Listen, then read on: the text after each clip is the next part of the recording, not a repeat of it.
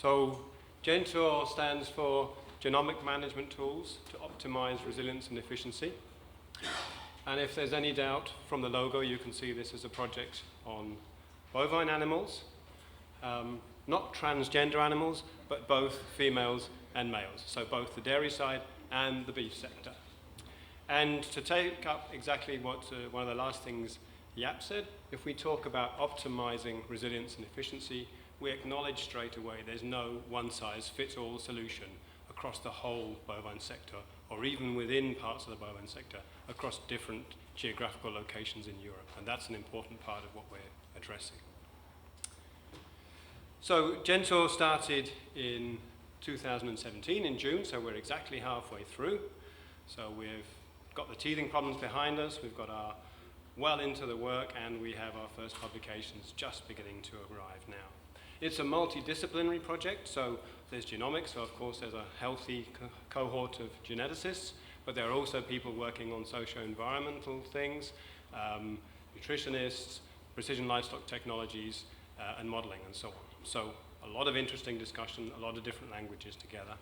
And it's a multi-actor stakeholder project. So there are research institutes, but there are also a significant number of advisory bodies, breeding companies, technology firms, veterinary networks, and so on. No farmers directly, but people who are the interface to those farmers.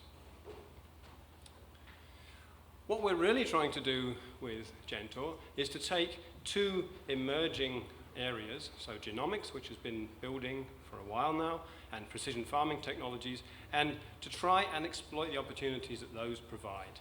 We can improve now the precision of our description of the genetics of an animal greatly with genomics. We can improve our precision of phenotyping with the precision farming technologies. We want to bring those together and create that synergy. So we will start off, well, we have already started, with looking at questions to do with genomic selection for resilience and efficiency. Those are difficult traits. They're complex traits. They were very difficult to imagine doing without genomics. But that means we also need the precision phenotyping for resilience and efficiency. And where we're going with all this is, as we make progress in these different parts, is to combine these things into decision support tools for on-farm use. And that's what I'm going to focus on for the rest of this talk. If we can bring those two things together, and this hasn't been done before, even though the different technologies are out there, we can open up for precision mating. So mating that takes the best information on the animals involved and brings in their information on their phenotypic performance, so their prior performance, prior health events, and so on, and do that in a way which is tailored to the local production environment. So you may want a very different balance of resilience and efficiency for animals kept indoors in a very controlled environment to animals kept in highly extensive mountain conditions, for example. And we want to give the farmer the tools to be able to do that. So what we imagine is that we could provide the farmer with a tool which would allow him to rank his animals on their probability of reproductive success, if we're talking about adult animals, and their probability of completing future production cycles. So he could start to see which animals he wants to keep and which ones he doesn't want to keep.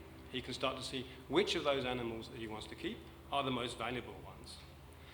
He can do that in a local production environment, so he's got the herd as his own control, and he can start to consider what's most important for him in these resilience and efficiency traits.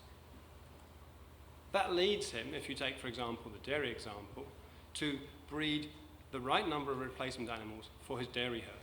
Not more, which is what is the case today, but the right number, perhaps using something like sex semen.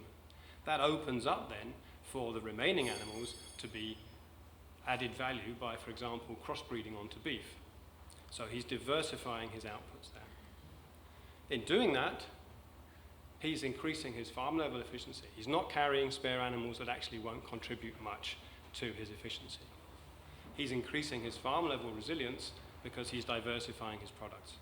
So we are contributing to a better mitigation and a better adaptability and a better resilience of these farming systems. So how do we actually make this happen? Well, at the top is what I would say we are really doing in GenTORE. We're providing some of the scientific basis and the proof of concept for some of these key issues that we need to deal with. So we're doing the heavy lifting there. And then the rest is what happens as GenTORE comes to an end and how these things get carried further. So one of the things with projects is we have a 5-year lifespan for a project. I think that's a good lifespan for a research project. I think it's a hopelessly short lifespan if we're talking about getting innovation and things really out into the field. We've heard that several times today. We think there is a need for incentives to help spread the use of genomics. At the moment, it's localized in some of the main breeds and is very difficult to transfer into some of the smaller breeds. Incentives to facilitate incorporation of data from on-farm technologies. There's a huge number of different technologies out there. It's a very fragmented scene. Getting those data together, integrating them, is a real task. It's a task about access to data. It's a task about getting these firms to work together. I think there need to be incentives there. And then at the farmer level, I think we could consider incentives, perhaps policy incentives, to really encourage practical use of decision support tools, which allow the farmer to make these breeding decisions and to optimize for his farm and thereby reduce the farm environmental footprint. And with that, I thank you for your attention.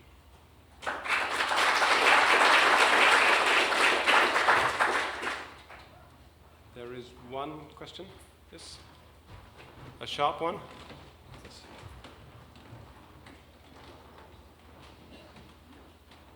Jarmo, I just would like to hear some kind of definition for the resilience if you talk about traits. Like I would see that in this case as a breeding goal, and the proxies are the indicator traits which you use in the total merit index. So I have some difficulties in my mind to define the resilience. So farm resilience is quite okay, but that was management questions more. We have spent a lot of time discussing resilience definitions. We've gone round in a lot of circles. The way we approach it now is to say that we are looking for the proxies.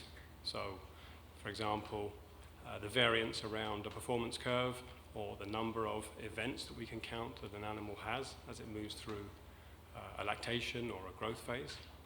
And the way we want to show those are linked to resilience is to show that they carry a gain in terms of productive lifespan or in terms of probability of succeeding at the next reproductive event. Basically, it's a longevity. Pardon? Longevity is a resilience in your terms. Longevity, adjusted for all the other things that affect longevity, would be the result, the accumulated result of a good resilience.